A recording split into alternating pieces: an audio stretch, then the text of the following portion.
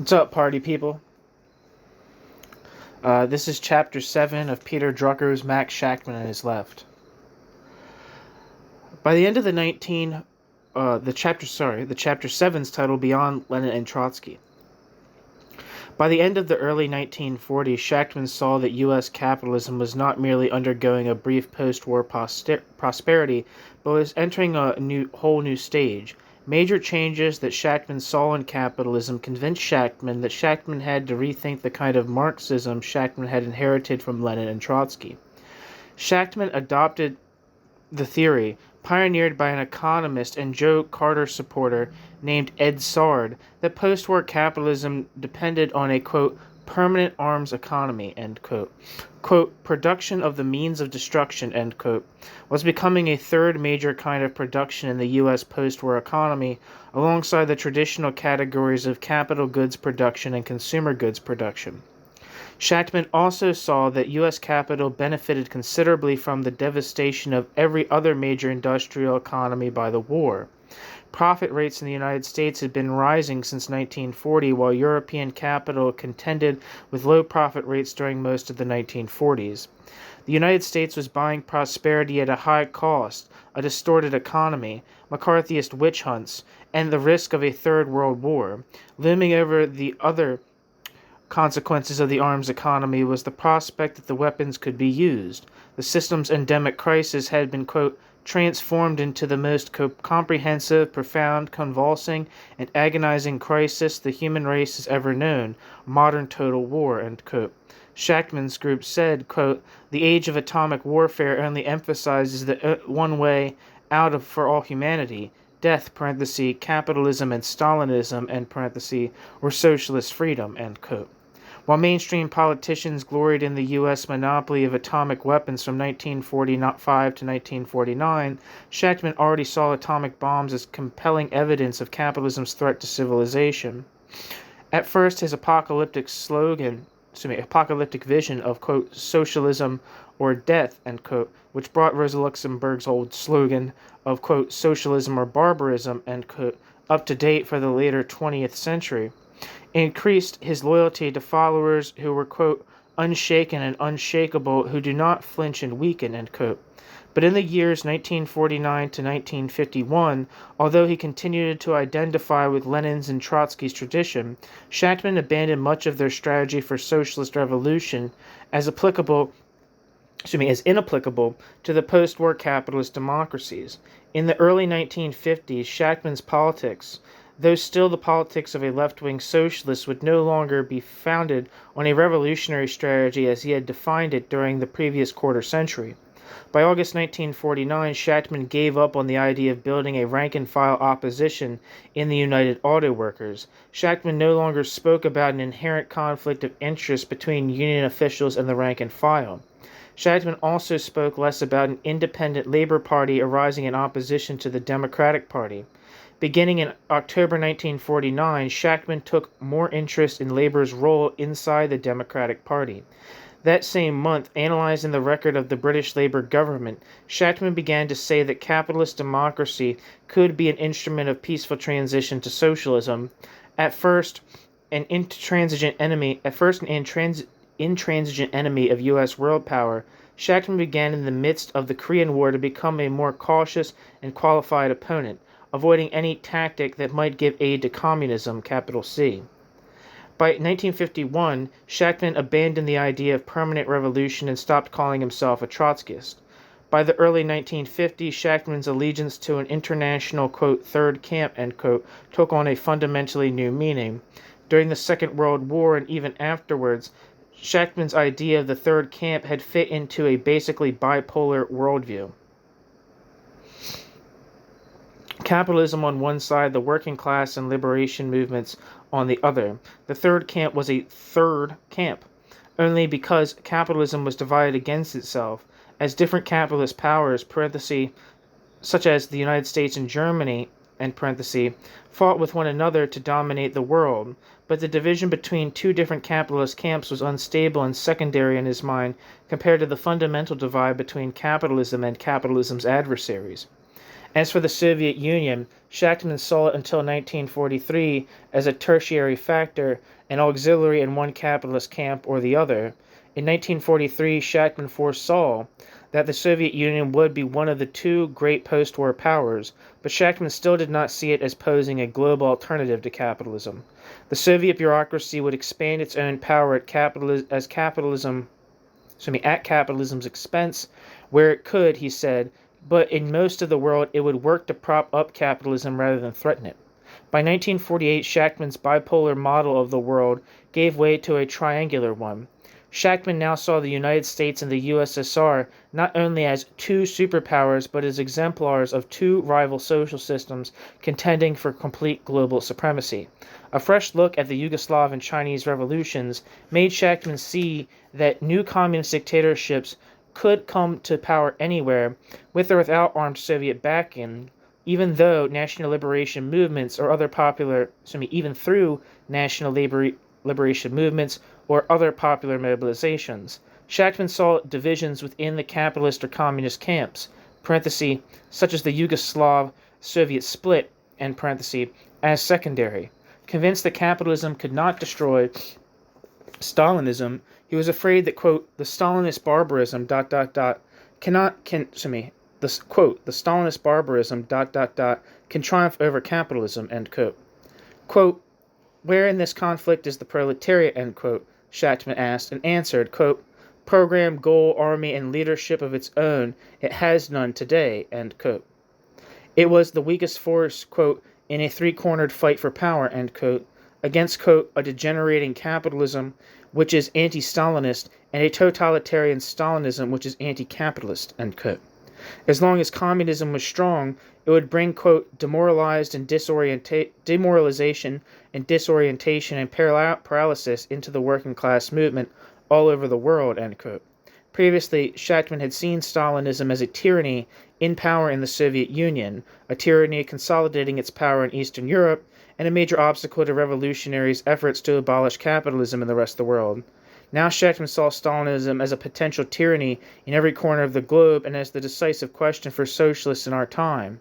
Shachtman's organization said that the global communist threat required, quote, the adaptation of Marxism to the problems of our day in at least as sweeping a fashion as the adaptation accomplished by Leninism in its time, end quote. Shachtman had seen himself for almost 30 years as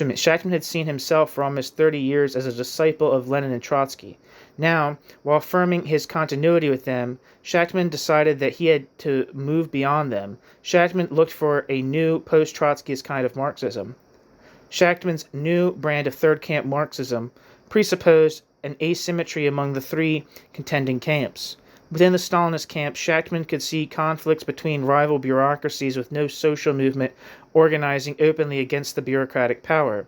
Within the capitalist camp, by contrast, Shachtman saw labor leaders like Walter Reuther, whose movement fought to raise wages more than U.S. corporations wanted, politicians like Clement Attlee, whose Labour Party was nationalizing industry in Britain, and Third World nationalist leaders like Jawaharlal Nehru, who adopted foreign and domestic policies at odds with the U.S. governments.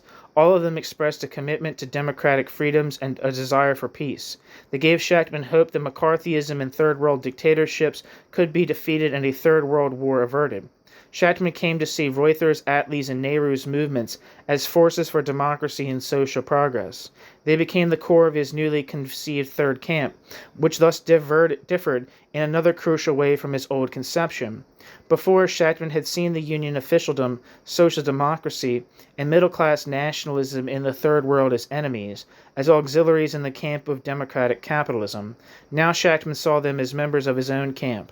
Although he still considered himself a left-wing socialist rather than a social democrat, Shachtman came to define the side he was on not as the insurgent rank and file and the socialist left wing, but as the, quote, democratic labor movement, end quote. Shachtman's new worldview focused on the U.S. trade unions, which Shachtman saw as a powerful movement with socialist potential in which Shachtman wanted to root himself. Shachtman saw the unions challenged from within by communists Shachtman feared and hated, and challenged from without by the power of the Soviet Union. Shachtman decided to defend them unconditionally. In the fall of 1941, Jesus Christ, in the fall of 1949, while opposing in principle the CIO's decision to purge communists because of their politics, Shachtman's organization chose publicly to side with CIO leaders against the expelled, communist-aligned unions. At the same time, losing confidence in Reuther's and Dubinsky's commitment to founding a national liberal party, Shachtman began looking for ways to increase labor's influence inside the Democratic Party. Over opposition from some of his fellow followers, Shachtman advocated supporting labor-based campaigns in Democratic primaries. Shachtman cautiously moved towards a strategy which he still called a less desirable, quote, discreditable and foul, end quote, strategy for creating a labor party through maneuvers and realignments within the Democratic Party rather than a decisive break with it.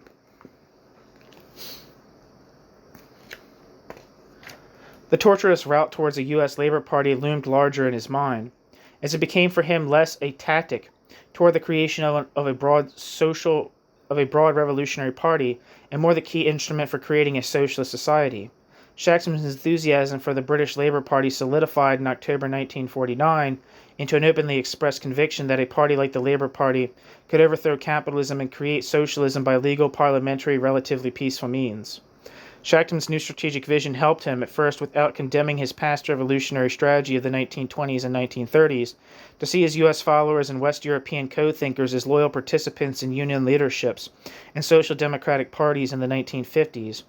Now, no one could legitimately accuse them of biding their time until they had their chance to split the labor movement and resort to violence. Shachtman's new vision of a labor party that could bring about socialism peacefully in the United States put the identity of his own Workers' Party in question. By 1945, Shachtman had said that the Workers' Party was called a, quote, party, end quote, only in hopes that it would become a real party someday. Now that Shachtman saw an eventual Labor Party as the party, Shachtman's group's name and self-conception made no sense at all. In 1949, Shachtman convinced it to change its name to the Independent Socialist League. A heart attack in 1951 cut back Shachtman's day-to-day involvement in running it. Hal Draper and Gordon Haskell took on most of its organizational tasks. Shachtman's move out to the Long Island suburb of Floral Park in 1954 reinforced a sense of distance that grew between Shachtman and the people running the League. As Shachtman redefined his third camp in the United States and Western Europe as the, quote, democratic labor movement, end quote, Shachtman virtually wrote off the third camp that he had seen crystallizing in the rest of the world in 1943 to 46. Shachtman did keep his faith in Eastern European resistance to Stalinism, and Eastern Europeans would justify his faith by revolting against their rulers later in the 1950s. Shachtman kept his faith as well in the Indonesian Republican Revolution, but only by accepting as inevitable its confinement within the limits of U.S.-dominated world capitalism. On the other hand, Shachtman gave up on the Third Camp forces he had seen earlier in Yugoslavia and Vietnam, which Shachtman thought had been manipulated and twisted until they were purely Stalinist. Shachtman treated the Third World insurgent movement born during the Second World War as stories whose endings, capitalism in Indonesia, Stalinism in Yugoslavia, China, and Vietnam, were known. Shachtman no longer paid as much attention to unresolved tensions and possibilities within these movements, even though a one-sided civil war in Indonesia, conflicts over self-management in Yugoslavia, and the Chinese Cultural Revolution were all still to come.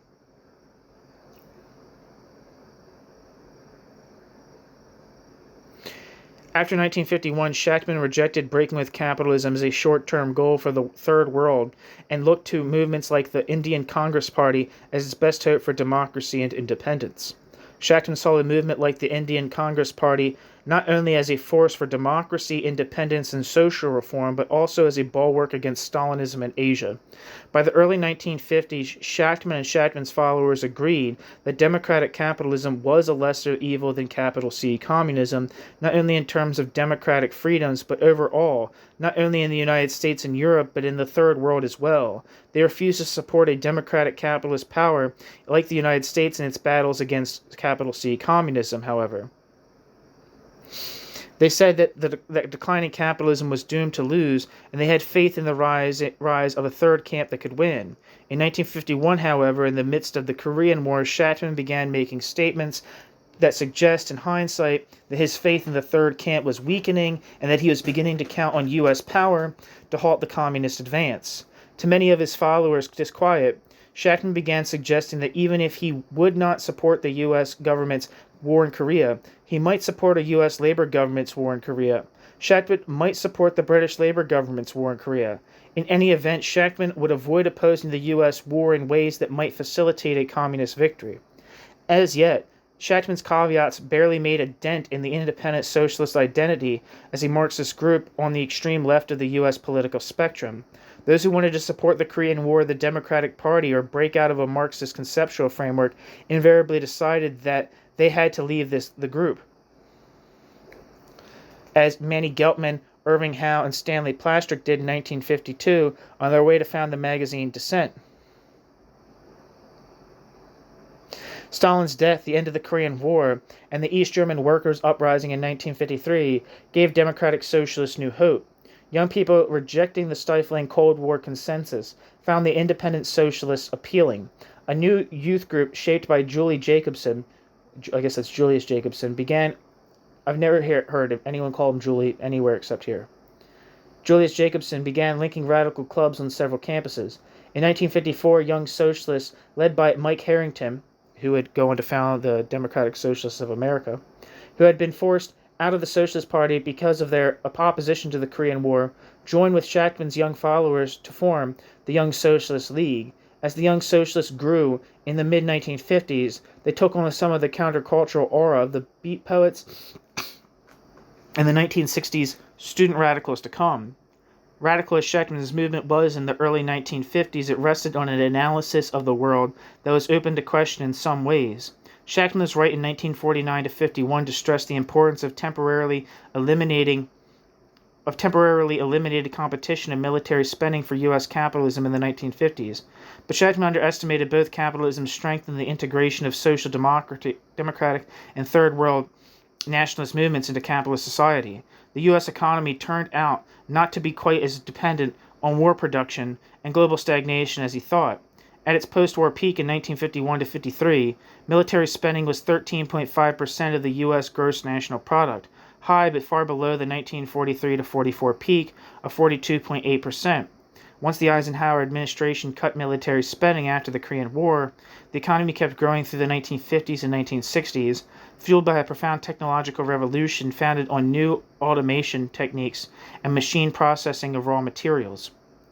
The argument that Shachtman made in 1948 that the United States was, quote, the last of the truly capitalist countries, end quote, which prospered, quote, despite the agony of capitalism all over the world, end quote, even, quote, because of this world agony, end quote, contributed to his underestimation of capitalism's strength. European capitalism, though at first a junior partner to that in the United States, recovered rapidly and staked out a strong position. Indigenous capitalists prospered even in economically dependent countries such as India. The Soviet Union could not match capitalist economic or military power. As a result, U.S. Union leaders, European social democrats, and third world nationalists spouting socialist rhetoric could all exist comfortably within the reformist consensus of the 1950s and 1960s. Shachtman originally supported these forces because he saw them as sources of anti-capitalist resistance. Shachtman ended up allying with forces that were acquiescing in the Cold War. Shachtman's writings on Eastern Europe in the later 1940s eliminated some of the nuances that his analyses earlier in the decade had room for.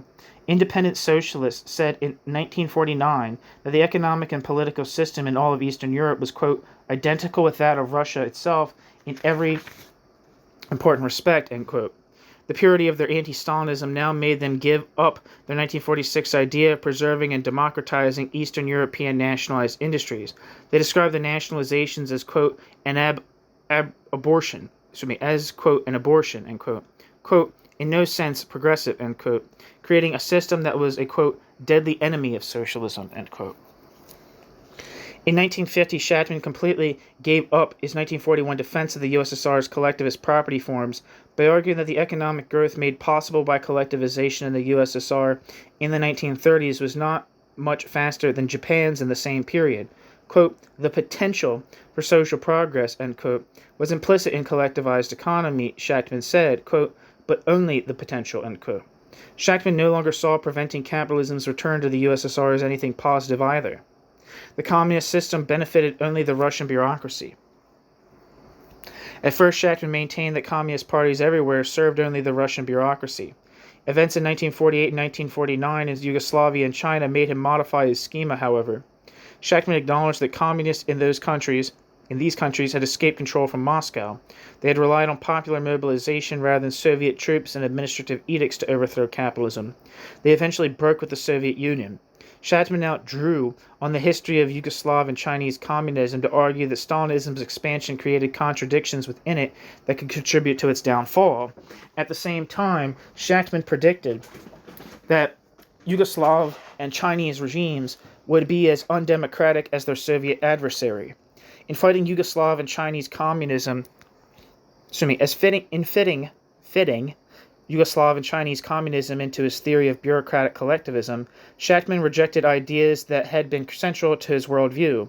For the previous 20 years, Shachtman had upheld Trotsky's argument that only the working class could free backward-dominated countries from their backwardness and foreign domination.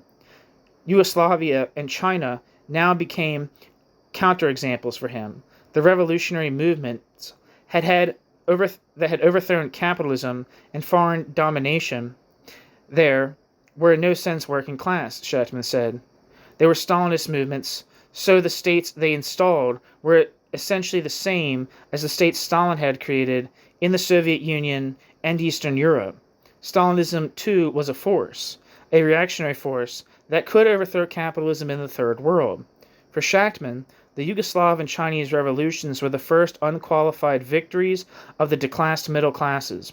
The new bureaucratic class was rising to power not on the backs of organized labor, as Shachtman had predicted early in 1948, but on the backs of peasants. By fitting Yugoslavia and China into this model, Shachtman finished the shift from his old view of Stalinism as a local aberration, his firm position through the Second World War, to his new vision of Stalinism as a global danger. Shachtman eventually added the corollary that only new repressive societies could come from attempts to overthrow capitalism in countries where the working class and economy were underdeveloped. Shachtman decided that Trotsky's theory of permanent revolution, which in the early 1940s Shachtman had called the, quote, heart, end quote, of Trotskyism, end quote, had been, he had called, quote, the, quote, heart, end quote, of Trotskyism, end quote, had been flawed even as Trotsky applied it to Russia. The attempt to preserve any kind of working class rule in the Soviet Union had been futile, doomed by the failures of socialists in Western and Central Europe. In looking at contemporary Third World countries like India and Indonesia, Shachtman accepted that socialism and working class rule were unattainable goals. Instead, Shachtman supported middle-class movements fighting for political independence and democracy, whose cause he saw as the democratic alternative to Stalinism in the Third World. Shachtman renounced the willingness he had expressed during the Second World War to support communist-led guerrillas. As early as October 1943, Shachtman ended his earlier support for the Yugoslav partisans, predicting Stalinism in post-war Yugoslavia as the consequence of communist wartime leadership. Shachtman dismissed Tito's provisional government as a, quote, vassal regime of Russia, end quote. After the war, the Workers' Party briefly denied that Yugoslavia had been freed by Yugoslavs, attributing Tito's victory to, quote, direct and decisive aid of the armed forces of Russian imperialism, end quote. The New International treated Yugoslavia as just another Russian colony. It demanded in December 1946 that the disputed city of Trieste be turned over to capitalist Italy instead of communist Yugoslavia. It was, quote, a choice between slow poison or the bullet through the head, end quote. Only after Tito's split with Stalin did Shachtman acknowledge that Yugoslav communists had come to power, quote, without the direct aid of the Russian army, in the course of a great national struggle, end quote. Shachtman said that he could not overestimate the importance of the split, which signaled, quote, the beginning of the end of Stalinism, end quote. The break between the Yugoslav and Soviet regimes resulted from Yugoslav communists' stubborn independence. They rejected Soviet advice to industrialize slowly, resisted management of Soviet aid by Soviet-controlled, quote, joint companies, end quote, resisted placement of Soviet agents in the Yugoslav army and police, pushed for a federation with Bulgaria that Stalin opposed, and aided Greek communist guerrillas more than Stalin wanted them to. In late February 1948, the Soviet Union told Yugoslavia that it would not renew the Yugoslav-Soviet trade agreement. In mid-March, all Soviet military and technical advisors left. Stalin demanded that Tito dismiss several ministers. When Yugoslav communists rejected Stalin's ultimatum, Eastern European communist parties joined in May in denouncing Tito as, quote, anti-Soviet, end quote. The chief Yugoslav communist newspaper responded by printing 500,000 copies of Stalin's denunciation, along with the Yugoslav reply. Yugoslav communists upheld Tito's leadership in a special Congress and re-elected it in their first election held by secret ballot. 3 pro-Stalin generals then tried to overthrow Tito in a coup. When the coup failed, Stalin resorted to a total cutoff of Eastern European trade with Yugoslavia and massed troops on its borders. The Tito-Stalin split took the world by surprise. Even when Shachtman and his followers acknowledged the split, they rejected any kind of support for Tito against Stalin. Independent socialists said that Tito's movement had been, quote, primarily a working-class movement, but overwhelmingly a peasant force. Independent socialists said that Tito's movement had been, quote, not primarily a working-class movement, but overwhelmingly a peasant force, end quote. Tito had used his easily manipulated peasant base to construct a new bureaucratic regime in Yugoslavia that was independent from the Soviet Union, but socially identical to the Soviet Union. Shachtman dismissed any talk of support for Tito as, quote, preposterous, end quote. Quote, his fight against Stalin right now is confined to consolidating the domination of his own despotic bureaucracy over the people of Yugoslavia, end quote. The only circumstance in which Shachtman could envision supporting Tito, militarily, not politically, would be in a war with the USSR, in which the Yugoslav communists would be defending their country's independence.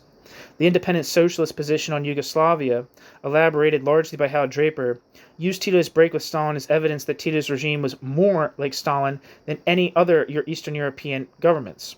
Communist leaders in the rest of Eastern Europe, militarily dominated and politically dependent on Stalin, could not build up their industry on a collectivist basis and consolidate themselves as full-fledged ruling classes. Tito, independent of Stalin, could and did. With this argument, independent socialists explained why Stalin's break with Tito had given the signal for purges of independent-minded communists throughout Eastern Europe, in particular Polish leader Władysław Gomułka. Communists like Gomułka were yearning for independent Stalinisms of their own like Tito's. Tito and Gomułka needed industry as a foundation for their own power, and the Soviet bureaucrats preferred to drain away their resources to build the Soviet war machine. Gomułka's dissent, like Tito's split, showed an inherent, quote, contradiction between totalitarian war planning and national independence, end quote. Shachtman arrived through a similar process of trial and error at the same basic attitude toward the Chinese Revolution led by Mao Zedong. His first error was shared by the whole Fourth International, which said in 1938 that Mao's communists, quote, had formally liquidated, quote, Soviet China, end quote, surrendered to Chiang Kai-shek, dissolved their armies, and stopped supporting peasant struggles. In October 1943, Shachtman traded in his first error for a second one, that the Communist Eighth Route Army was merely an arm of the Soviet government. During the post-war fighting between communists and Kuomintang during the post-war fighting between the communists and Kuomintang, the Workers' Party justified its indifference by referring, as in Yugoslavia, to the communist peasant base. It said that Chinese communists were, quote, dismembering China in order to annex its wealthiest section, the north, to the Russian Stalinist Empire, end quote.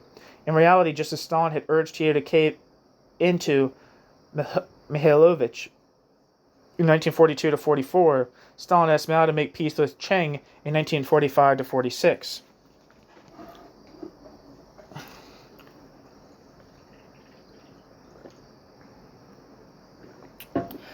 After the Tito-Stalin split, Shachtman took a fresh look at the civil war being fought in China and changed his analysis.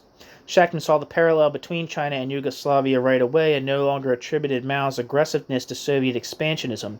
On the contrary, Shachtman predicted that communist victory in China meant eventual conflict with the Soviet Union. Stalin was looking ahead fearfully, and the U.S. State Department hopefully to this same development, Shachtman commented in November 1948 on Mao's declarations of loyalty to Stalin, quote, I think the lady doth protest, I think the lady doth protest too much, end quote. He said, quote, a, quote, Titoist, end quote, development in China is absolutely inevitable, end quote. Before the outbreak of the Korean War, the New International predicted a U.S. rapprochement with China directed against the USSR. In the 1960s and 1970s, both these predictions came true. Even though Shachtman would not give any support to Chinese communists, Shachtman's prediction of their eventual break with Moscow made their victory easier for him to accept. Aid to Chiang Kai-shek was not only ruled out, quote, right off the bat, end quote, by socialist principles, it would also be, quote, absolutely throwing away money, end quote, he said in November 1948. Chiang would only hold out for, quote, another month or 6 months, another year, end quote. In fact, Mao entering Beijing in January 1949 and the communists Mao entered Beijing in January 1949, and the communists occupied the whole mainland by the year's end. Shachtman saw the communist victory as a blow to the old empires, but Shachtman said that it was also a setback for democracy and socialism.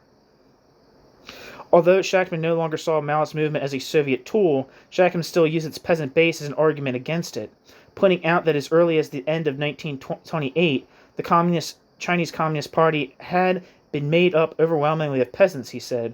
Quote, this alone avoids the Maoist claim of fidelity to Marxism, end quote.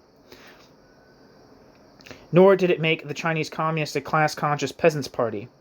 In China, Shachtman said, quote, the peasantry proved for the 100th time in modern history that it cannot organize and maintain its own national base and national economy, end quote. Instead, Chinese peasants provided the troops for the emerging bureaucratic class. Looking back later on the Chinese Revolution, Shachtman admitted that the Chinese communists did lighten the peasantry's burden of tax, rent, and debt. Shachtman even admitted that during the Civil War, quote, the population, in bracket, the, end bracket, quote, Sovietized, end quote, areas gained a greater feeling of participation in political and even economic life than ever before, end quote. But because real democratic Soviets never existed in China, Shachtman saw no possibility that China would move toward democracy or socialism. On the contrary, just as in the Soviet Union, Shachtman saw in China, quote, an extraordinary harsh exploitation of living indigenous labor in field and factory, end quote. Shachtman saw Chinese communists as, quote, the most chemically pure, end quote, Stalinists. As Shachtman predicted, the Yugoslav and Chinese revolutions did not create socialist democracy in either country. Those who, like the Maoists of the 1960s, acclaimed either of these revolutions uncritically ended only by discrediting the socialist vision, as Shachtman saw that they would. But unlike Shachtman's account of Stalin's triumph in the Soviet Union, which looked carefully at each stage of the long, drawn-out process of bureaucratization, Shachtman's account of the Yugoslav and Chinese revolutions obscured some of their contradictory features. Once he acknowledged that the Yugoslav partisans had not in fact been Soviet surrogates. Shachtman never fully laid out a rationale for giving up his original inclusion of them in his concept of the, quote, Third Camp, end quote. After all, the Third Camp, as Shachtman defined it, was not limited to the democratically organized working class. It included all popular movements that relied on mobilizing oppressed people and fought independently of the existing powers, capitalist or Stalinist. Yugoslav and Chinese communists in the 1940s seem in retrospect to fit this definition. Since Shachtman supported Mikolajic's anti-Stalinist camp in Poland,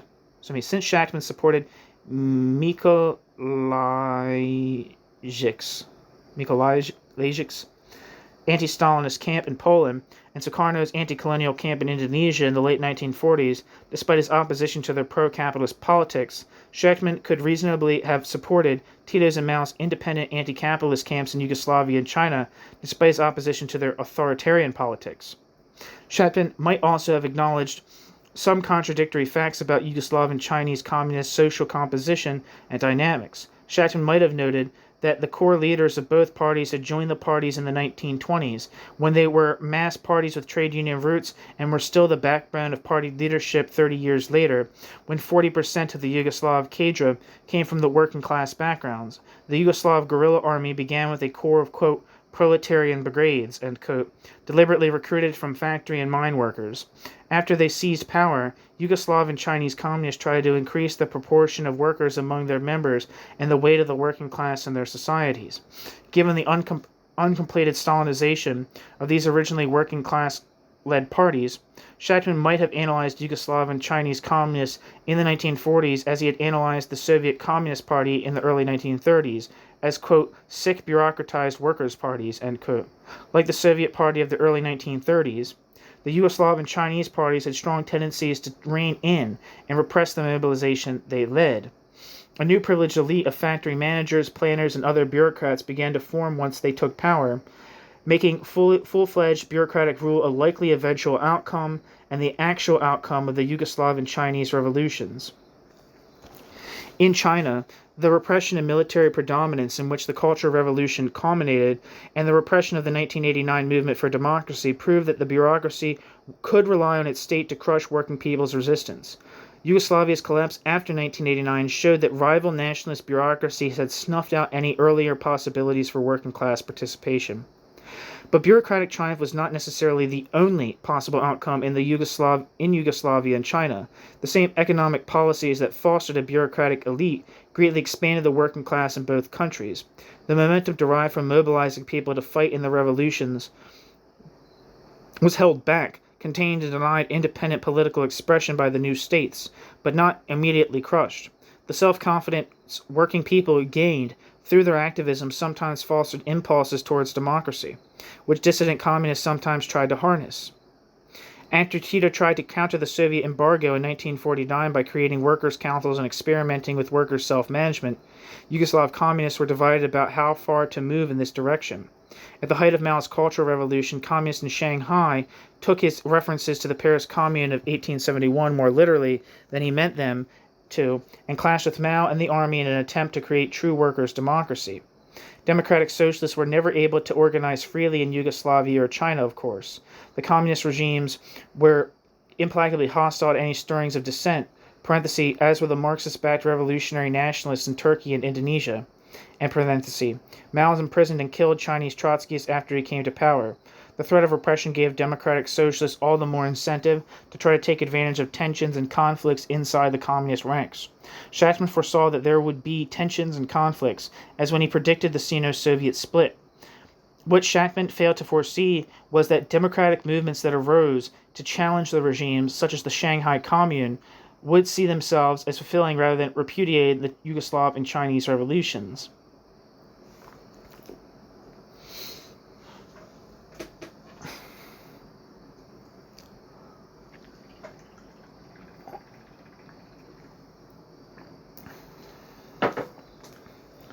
During the 1930s and most of the 1940s, Shachtman had rejected the idea that middle-class movements in the Third World could win real independence or democracy. Shachtman's followers began to question this position when India became independent in 1947 to 48. Independent socialists said that, quote, India's political independence is as real as the political independence of any state today other than the big two themselves, end quote. Shachtman maintained at first that India was economically dependent on European and North American capitalism after independence, just as had been before. But by 1951, Shachtman began to portray India and Indonesian nationalists as forces for economic as well as political independence and as obstacles to U.S. domination of Asia. By late 1948, Shachtman's sympathy for the new Asian states was reinforced by communist opposition to them. After their exclusion from the Republican government in early 1948, Indonesian communists veered leftward, supporting strikes, calling for land redistribution, and borrowing independent leftist Tan Malaka's demand for, quote, 100% independence, end quote.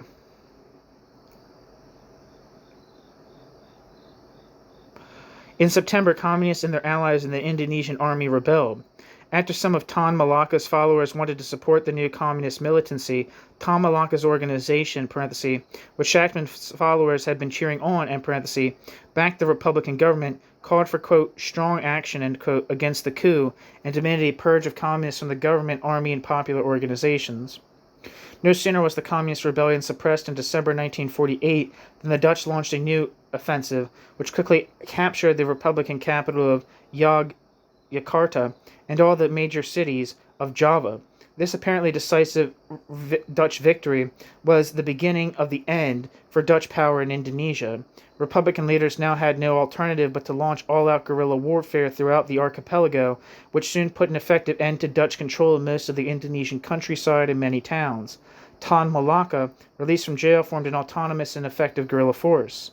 The independent socialist newspaper, Labor Action, called for, quote, utmost loyalty to the Republic, end quote, and praised Tan Malaka for defending the Republic against the communists.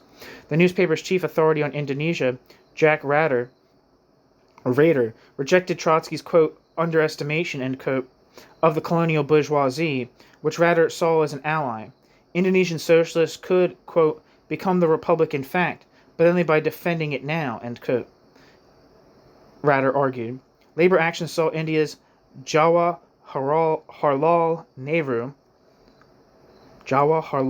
I can never pronounce that guy's name right, and Indonesia's Sukarno as leaders of an Asian Third Force and called for an alliance of Southeast Asian socialist and nationalist parties. Independent socialists in San Francisco protested the newspaper's abandonment of an independent working class outlook. Gordon Haskell complained that permanent revolution had been, quote, dumped, down the drain, end quote, without a discussion. As late as the fall of 1950, Shachtman defended the theory of permanent revolution and dismissed the, quote, quarter solutions provided by the caricatures recently achieved by the native bourgeoisie of some of the colonial lands of Asia, end quote. In the summer of 1951, however, Shachtman began arguing that middle-class nationalists in Asia deserved socialist support. A, quote, open door, end quote, in Asia meant veiled domination by U.S. capital, he said. But whereas in the past he had portrayed the Indian and Indonesian nationalists as holding the door open to U.S. infiltration, he now said that they were holding the door shut. Quote, peaceful economic infiltration, end quote, by the United States required social calm, he said. Asian nationalists instead agitated their peoples and encouraged suspicion of foreigners. The United States could not dominate India and Indonesia economically without suppressing Indian and Indonesian nationalism. Chiang Kai-shek and similar reactionaries who were, quote, despised by their own people, end quote, might be reliable U.S. allies, he said. Real nationalists like Nehru and Sukarno were not.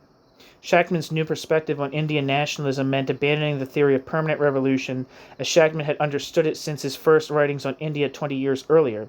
Shachtman rejected the theory as a guide even to Russian history when he commented in 1954 that Russian history, quote, did not confirm Trotsky's prognostications, end quote.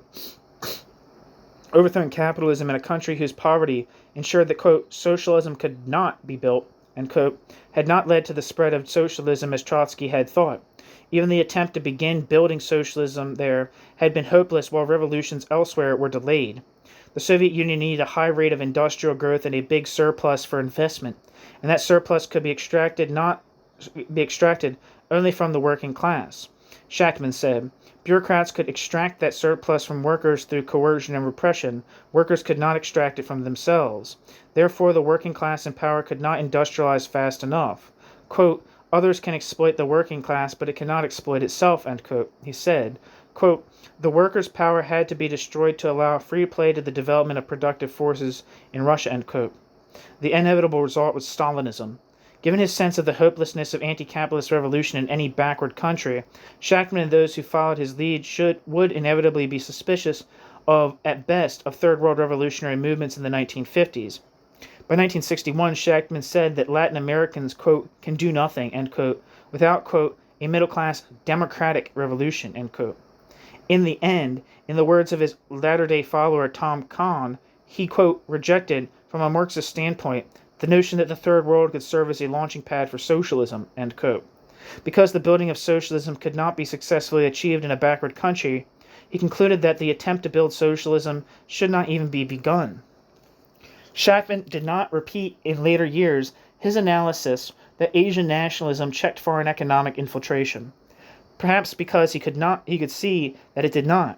U.S. and European corporations kept on investing in India and earning high returns on their investments.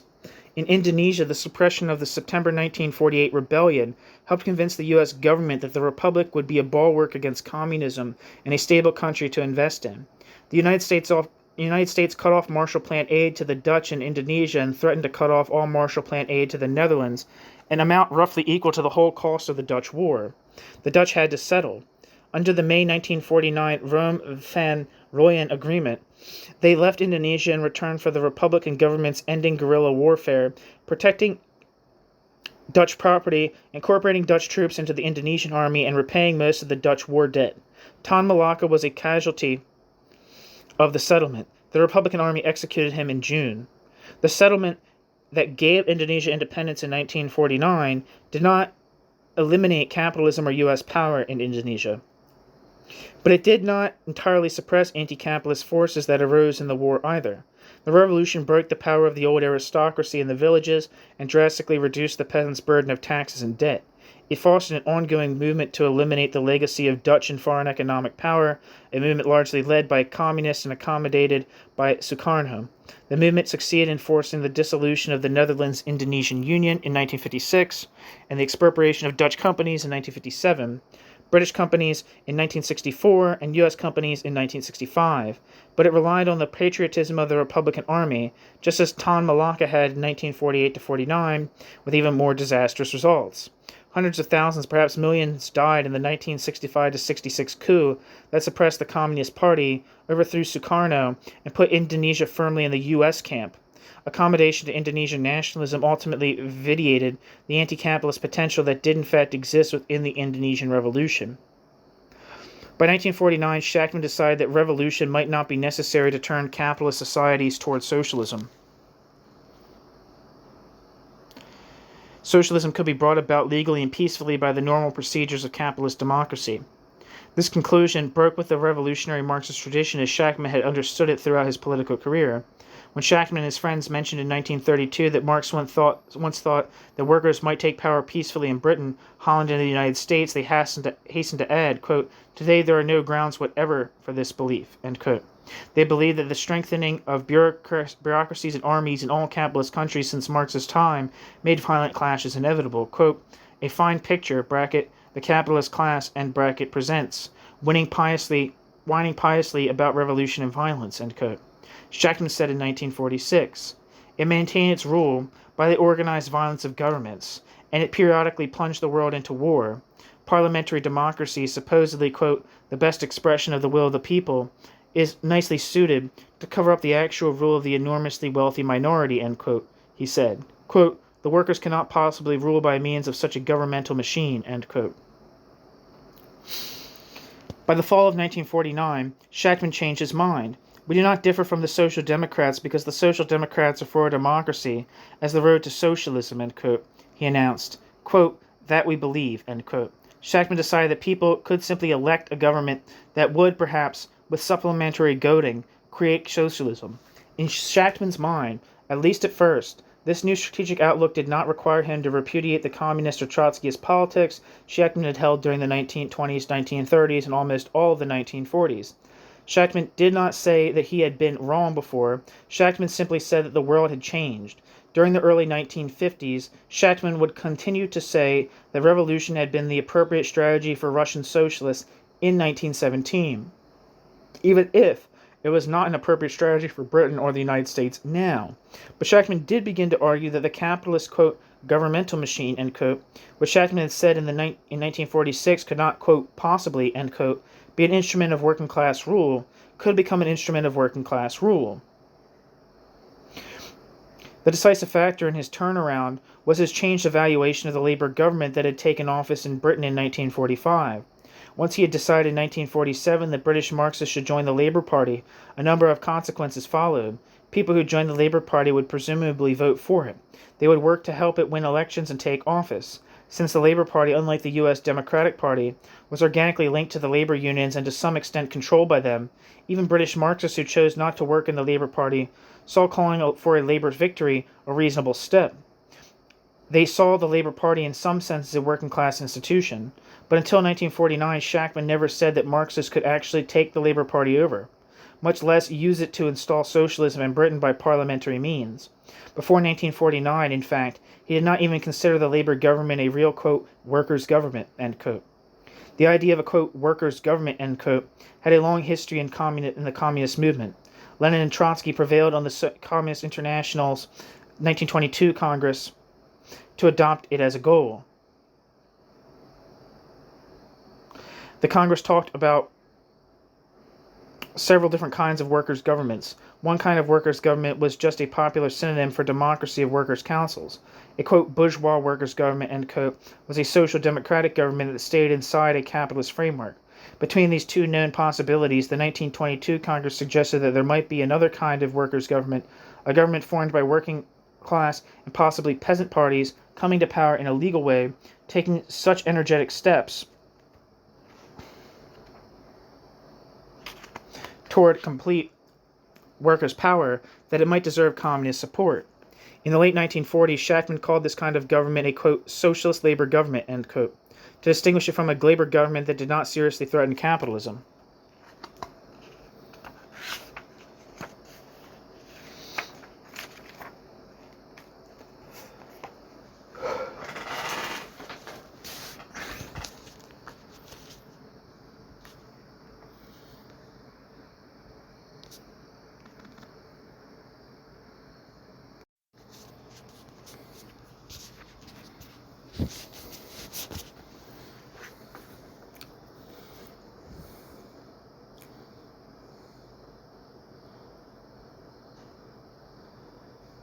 Shachtman did not consider the British Labour government that took office in 1945 a socialist Labour government. It did represent the Labour movement's interests in some ways, however. It created a national health service, for example, and in 1946 it repealed a 1927 Labour Relations Law similar to the Taft-Hartley Act. But although it came to office with a large parliamentary majority and a mandate for sweeping change, it did little before 1949 to frighten British capitalists. It cut income taxes and repealed the wartime excess profits tax.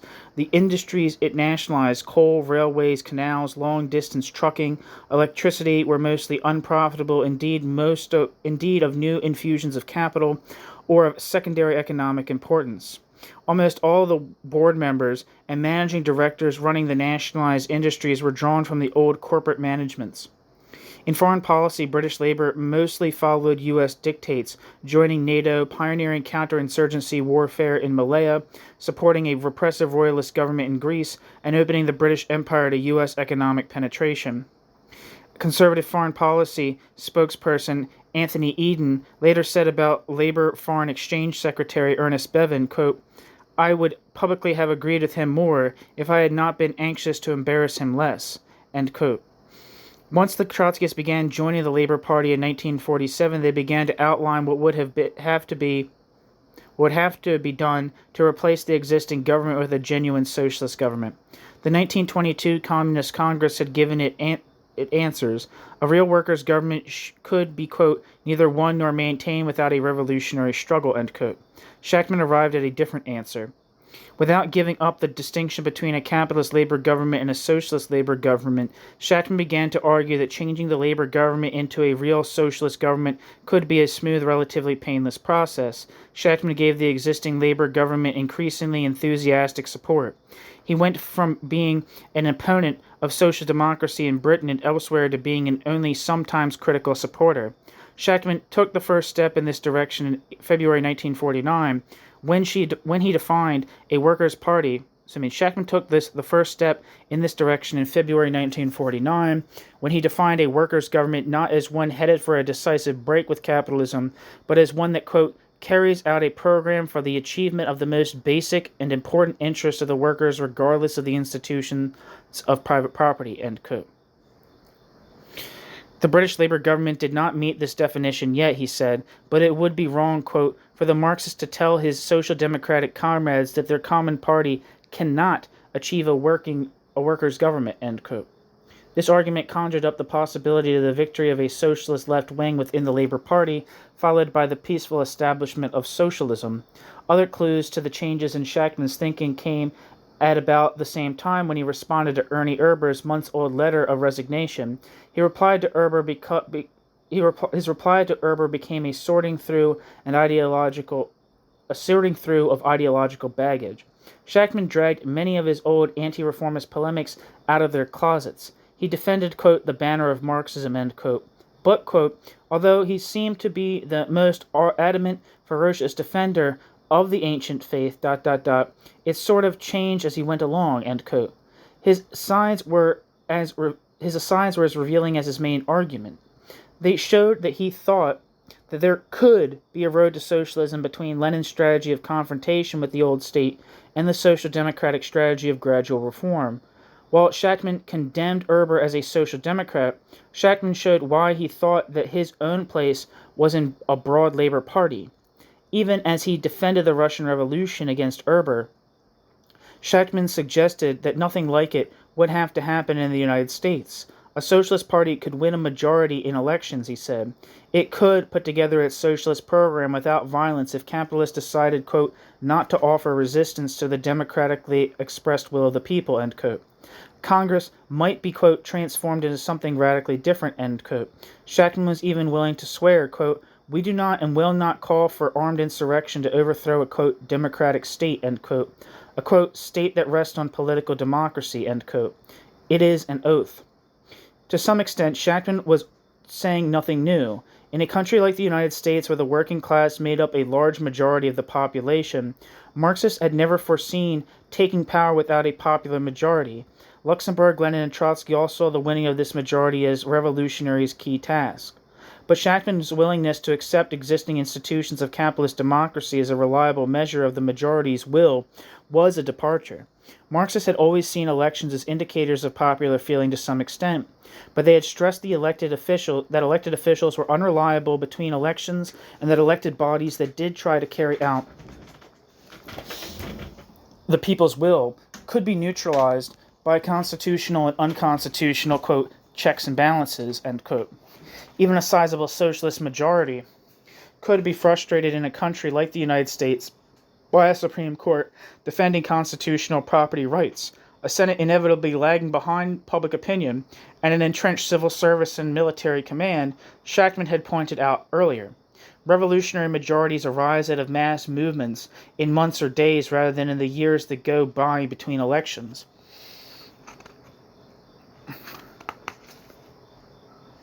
A revolutionary opportunity could be missed if revolutionaries simply waited it out in the hope that it would eventually be reflected in an electoral victory. For this reason, communists always said that the people have the right to overthrow even a formally democratic state if that state flouts the people's democratic will. They saw even a democratic capitalist state as a repressive bureaucracy and army rather than as a reliable means to express the popular will.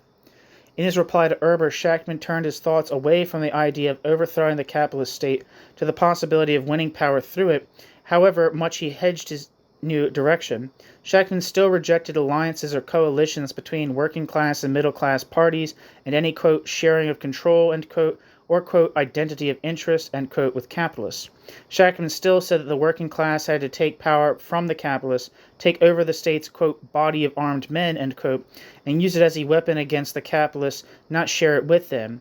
He said that socialists should be prepared for, quote, all conceivable forms of resistance to the inevitable social change which the tenacious bourgeoisie may offer, end quote, and, quote, not only have enough votes in their hands, but enough power to enforce their will, end quote. Quote, nothing can be lost by instilling the revolutionary concept into the minds of the working class, end quote. He said, quote, a lot can be lost, including seas of proletarian blood, by instilling the rosy reformist concept into the minds of the working class, end quote. In context, however, these afterthoughts meant that socialists should guard against violent counter-revolution after they had won normal elections. It did not imply that they should take power in any way besides normal elections. Barely a year after his anti-Erber polemic, Shachtman converted his first thoughts about a legal road to socialism into a firmly held theory, from which Shachtman stripped away the caveats. Shachtman dropped most of the militant pronouncements he had made in his polemic against Erber. Quote, the Russian Revolution has been destroyed. It is no longer the pole star of the socialist proletariat, end quote, Shachtman said. Workers' quote, parliamentary illusions, end quote, were no longer a big danger. Shachtman began his final clarification with a flip-flop about the British Labour government. Shachtman had been increasingly impressed by Labour's nationalizations, saying, quote, nobody expected it to go as far as it did, end quote. In 1949, the Labour government moved for the first time, after fierce debates inside the cabinet, toward nationalizing an industry that was both profitable and central to the British economy, the iron and steel industry. In October, Shachtman concluded that the existing British Labour government was, quote, a workers' government which permits a peaceful development towards socialism, end quote. He dismissed the argument that 4/5 of British industry remained in private hands, saying that Labour had already nationalized the crucial parts of the economy. It commanded a much stronger public industrial base than the Bolsheviks had created by nationalizing all of Russian industry in 1918, he said. He saw a possibility that socialism could be achieved, quote, A, without violence, and B, without Soviets, end quote. Shachtman elaborated his new view in the New International a year later. The British working class had a, quote, opportunity of reconstructing British society on socialist foundations by parliamentary means, by peaceful means, with a tiny minimum of social setbacks and losses, end quote, he said. Every socialist should work to realize this, quote, golden, end quote, opportunity. Britain could become the, quote, greatest independent rallying center for proletarian Britain could become, quote, the great independent rallying center that proletarian Russia was a generation ago, ... now without violent convulsions, democratically, peacefully, end quote. Three qualifications tempered Shachtman's new perspective. First, Shachtman deplored the fact that workers did not share in the management of nationalized industries. This still prevented Shachtman calling the Labour government a, quote, genuinely socialist government, end quote. Shachtman even warned that the Labour Party could create, quote, the type of totalitarian collectivism which is the distinguishing mark of Stalinist society, end quote. But the working class was strong, committed to socialism, and impatient with the government, he said. A, quote, broad socialist left wing, end quote, could mobilize British workers to change the Labour Party's course, end quote, by entirely democratic means, ... transform the government into a genuinely socialist workers' regime, end quote. Second, Shachtman still would not rule out the possibility of capitalist revolt. Failing to prepare for violent resistance could lead to a, quote, horrible trap, end quote, he said. But he minimized this danger on two grounds: that the army cast, quote, the heaviest pro-Labour Party vote, end quote, and that the U.S. government, quote, could not give direct military aid, end quote, to a British anti-democratic revolt. Third, he attacked Labour's foreign policy, particularly its war against the rebels in Malaya, which Shachtman called, quote, as outrageously imperialistic, rotten, and barbarous as the French in Indochina, end quote. Shachtman excused Labour's acquiescence in U.S. Cold War policies by saying that an independent British policy was, quote, an economic impossibility, end quote. But Shachtman worried that, quote, socialism will break its neck in England, end quote, by going it alone rather than creating an independent, democratic, socialist Western European Union. Before the 1950 British elections, Labour Action said that a Labour victory would keep, quote, the line of fight open, end quote, towards socialism. As Labour held on with a shrunken parliamentary majority and headed toward another election, the Independent Socialist League declared at its 1951 convention that British workers had, quote, an unparalleled opportunity for a relatively peaceful road to socialism, end quote. Although the 1951 Labour Manifesto was the first since 1923 not to call for socialism. Independent socialists urged British Marxists to be, quote, the most energetic and enthusiastic supporters, ... of the maintenance of the Labour Party at the head of the government and the nation, end quote. They endorsed the idea that a, quote, broad socialist left wing, end quote, could win the Labour Party through normal party procedures to a fully socialist course. Shachtman's statement that a British socialist government would not face U.S. intervention could be questioned today in light of subsequent history. In 1973, for example, U.S. covert action contributed to the removal from office of the elected Labour government in Australia. The initiative in ousting Labour was taken by the Governor-General, who, like the monarch in Britain, is charged with upholding the constitutional order. In his writings on Britain, Shachtman did not mention the monarchy or the House of Lords as possible obstacles to a constitutional transition to socialism. The U.S. government has taken part in or supported coups that overthrew several other elected governments in Iran in 1953, in Guatemala in 1954, Chile in 1973.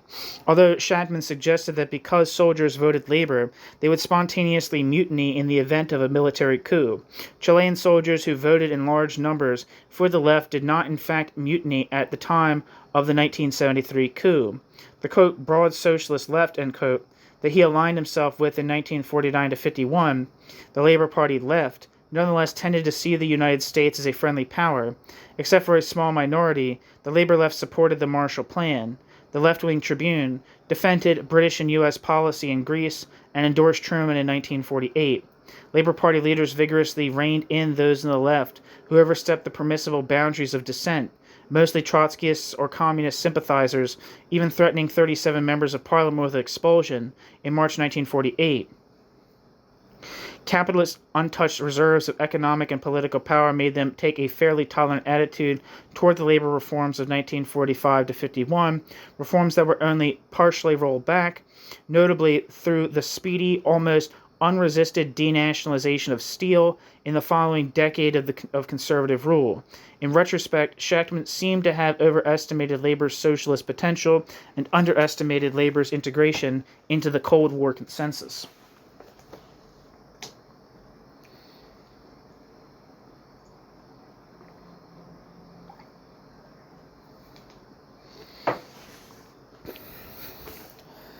The idea that independent socialists might help build an independent rank-and-file group in the United Auto Workers was put to rest by a statement of policy drafted by Herman Benson in August 1949. Benson had decided that socialists pitting themselves against union leaders was, in general, quote, an absurdity, end quote. Benson described Walter Reuther as the, quote, unchallengeable single leader, end quote, who had made his union the, quote, vanguard of the American labor movement, end quote.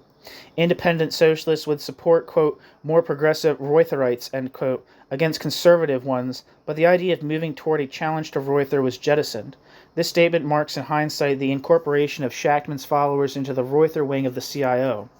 Shachtman accepted the end of rank-and-file independence in the labor movement for a generation. Since the days in 1944 when Shachtman had helped the rank-and-file caucus challenge and defeat Reuther, Shachtman's union strategy had made an about-face. During the late 1940s and 1950s, a time when rank-and-file union activism was at a low ebb, independent socialists and unions were less often rank-and-filers, more often officials or staffers. The consequences for the Independent Socialist League were, quote, isolation from a mass base, tapering off of our political propaganda, failure to recruit or even to establish a circle of worker sympathizers, end quote. Independent socialist loyalty to Reuther posed a dilemma for them. Having crushed the communists in his own United Auto Workers, Reuther joined in CIO leaders' offensive against communists remaining positions in the unions.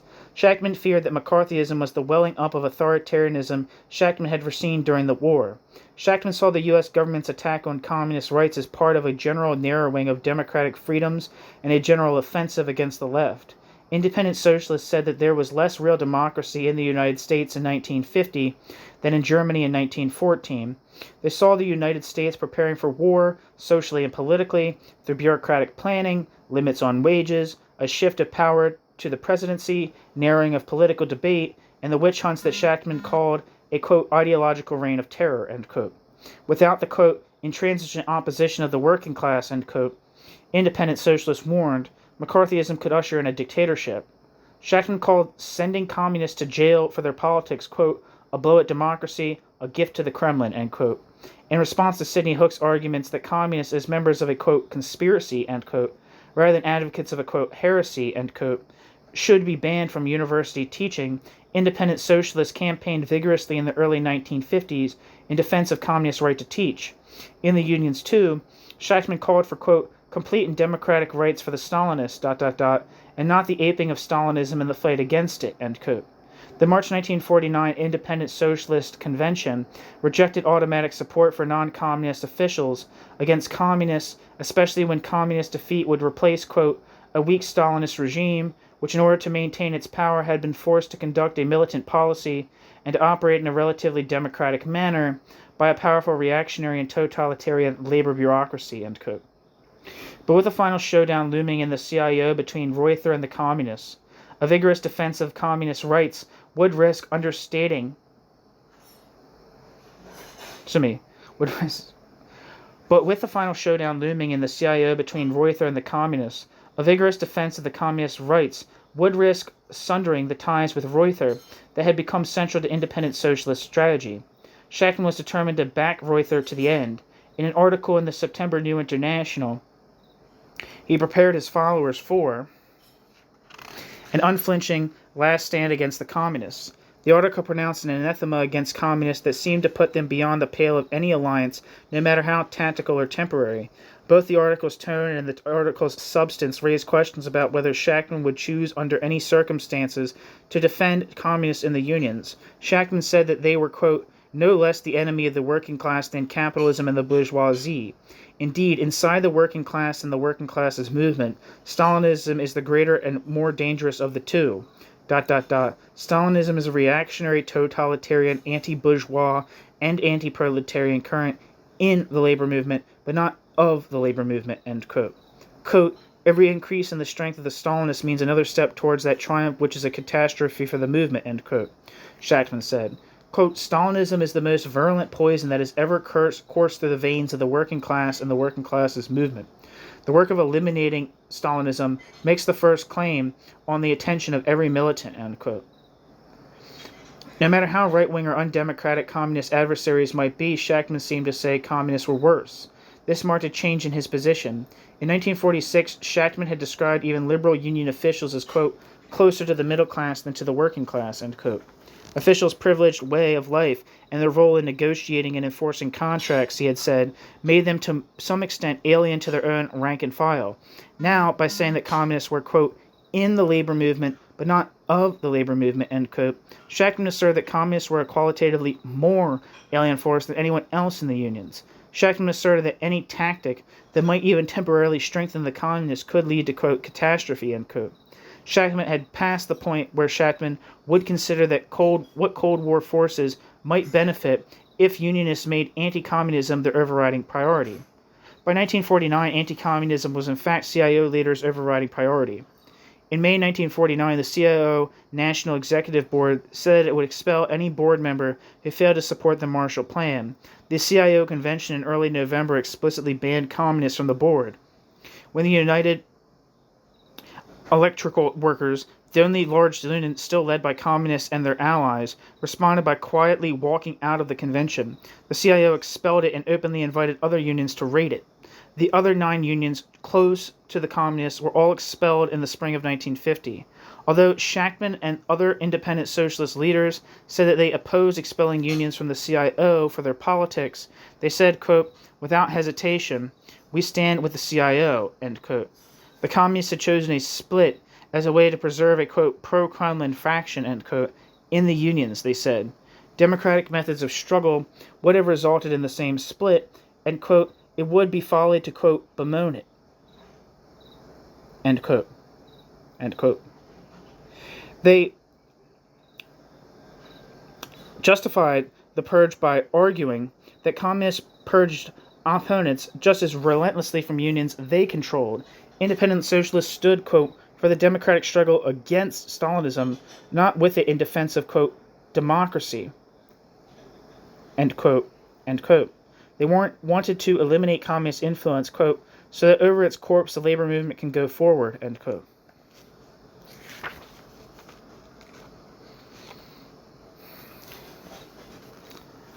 In fact, the initiative for the split came mostly from top CIO officials. The United Electrical Workers had allowed the opposition to win 40% of its convention delegates in 1949. It had not carried out its threats to expel members who were preparing to split it. The San Francisco Independent Socialists rejected Shachtman's stand, asking whether CIO officials should be allowed to expel unions, quote, led by the political minority today and others in the future, end quote. Gordon Haskell remembered, quote, getting sick to my stomach, end quote, seeing communist old CIO allies turn on the communists. He said that the purge put all radicals in danger, but Shachtman had most of his members behind him. Benson remembered, quote, I was delayed at the chance at last, to get these sons of bitches, end quote. By acquiescing in the purge, Shachtman helped make the fight for democracy in the unions more difficult. Independent socialist leaders advised their own members, who were attacked in the anti-radical hysteria, to, quote, withdraw into the ranks, end quote, and wait, quote, for a more favorable period, end quote. But there would be no favorable period in the purged unions for several years to come. The symbol of the new epoch in labor came when Reuther signed the famous, quote, Treaty of Detroit, end quote, in 1950. This 5-year contract with General Motors promised half a decade of labor peace in return for annual wage increases that would be tied to productivity increases. From now on, for 5 years at a stretch, there was little for union activists to organize or debate. They could assist management and the union in administering the contract, or they could grumble. Shachtman sugarcoated the pill as best he could. The 5-year contract was, quote, a high and bitter price, end quote, to pay for higher wages, he said. Quote, to think of planning wages 5 years ahead without being able to plan anything else in society is like planning to keep warm with a box of matches in an uncertain wind, end quote. But Shachtman hailed the contract as, quote, a real victory for the General Motors workers, end quote, a good next goal to shoot at for all other workers, end quote.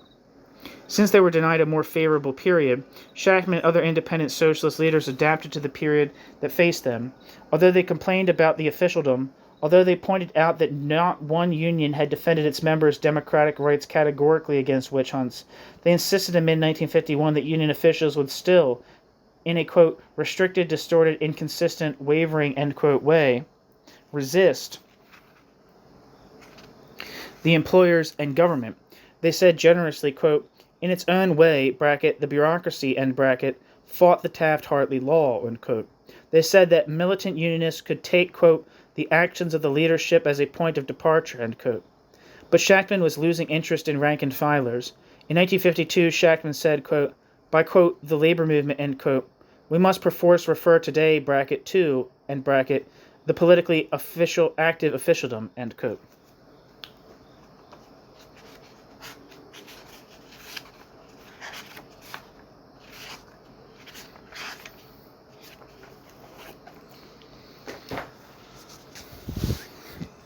One second.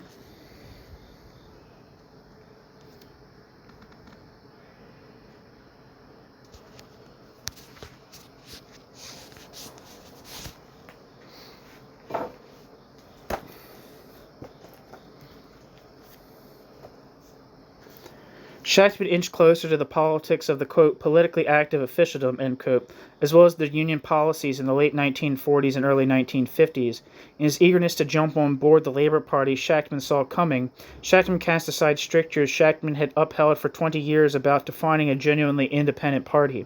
Shachtman wanted to push them out of his way, and he was ready to be blunt about it. Shachtman argued that any compromises made now were fully justified in order to take part in Labor's political debut. Under the guise of joining the coming Labor Party, he was in fact ready to get involved in Democratic Party politics. In the resolution on the United States he drafted with Nathan Gould in late 1948, Shachtman resisted for the first time the temptation to forecast a new depression and radicalization. Truer consumers are using up their savings, and a, quote, tendency toward overproduction, end quote, was appearing in some industries, but this tendency had not spread and would not spread to the steel, oil, rubber, and coal industries. Instead, the economy had become centered on a never-ending drive toward military production, he said. He pointed out that U.S. military spending had, quote, no parallel in the peacetime history of the country, end quote. He predicted still higher military spending to come. War economics brought prosperity to the United States, he acknowledged. In the United States, quote, the lowly Negro is better off than the most highly skilled German workers, end quote. And conservatives could, quote, sing whole lyrics to capitalism at a labor convention, end quote, and escape uninjured. But he was convinced that the unions had not permanently embraced capitalism. Even if they seemed quiescent now, they would surely push any labor-based party leftward as the war drive began to pinch. He came back from Europe in the summer of 1948, shaken by the contrast between socialist weakness in the United States and the relative strength in Europe. Shachtman was more determined than ever to become part of the actually existing labor movement. Shachtman began to mute independent socialist criticisms of labor's support for the Democratic Party. At their March 1949 convention, they described labor's mobilization for Truman in the 1948 election as a, quote, leftward swing, end quote, a way of endorsing, quote, the increasingly radical line which Truman was astute enough to present during his campaign, end quote. The, quote, paradoxical, end quote, result was to delay any prospect of labor's actually breaking with the Democratic Party, they admitted. But they still foresaw a break sometime soon and the creation of Shachtman's National Liberal Party, which they looked forward to eagerly.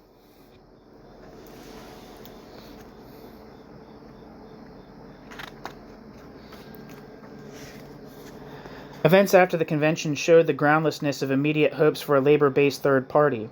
As Shachtman saw that his favored union leaders were not leaving the Democratic Party after all, Shachtman looked for ways to aid their effort inside the Democratic Party.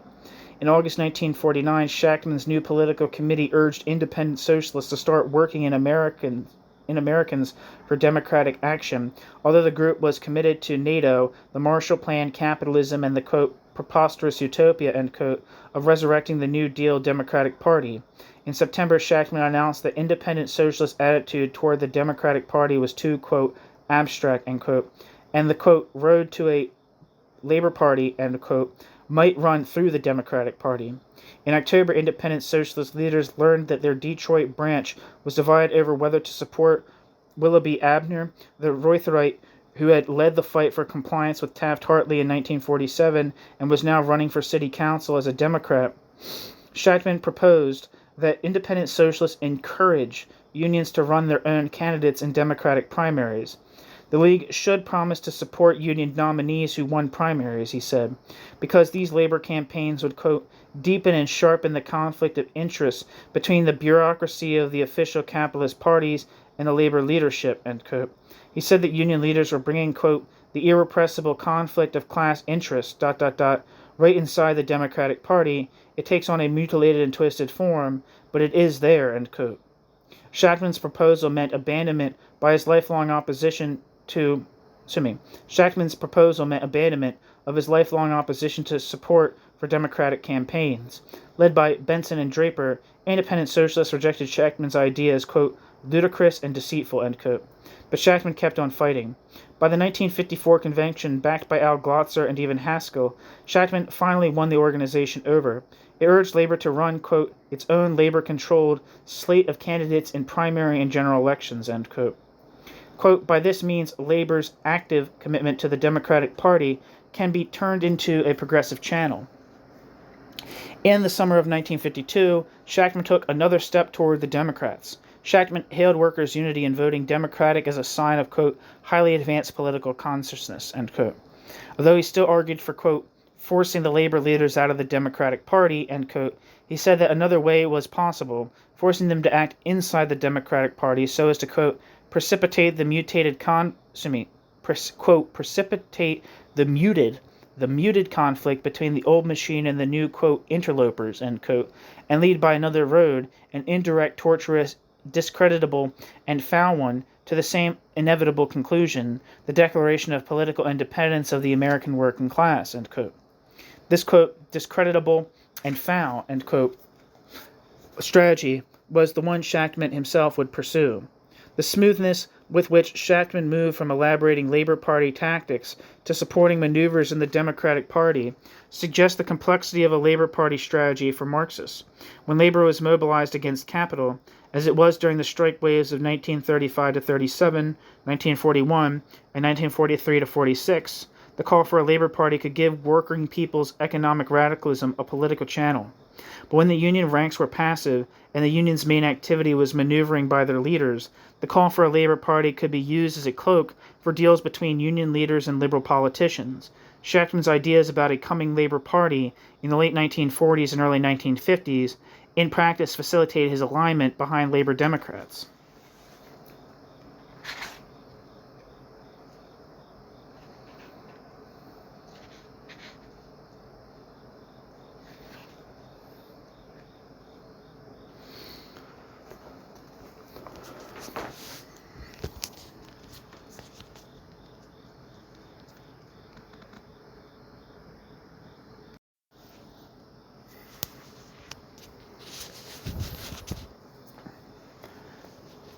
In June 1950, North Korean troops crossed the 38th parallel and attacked South Korea.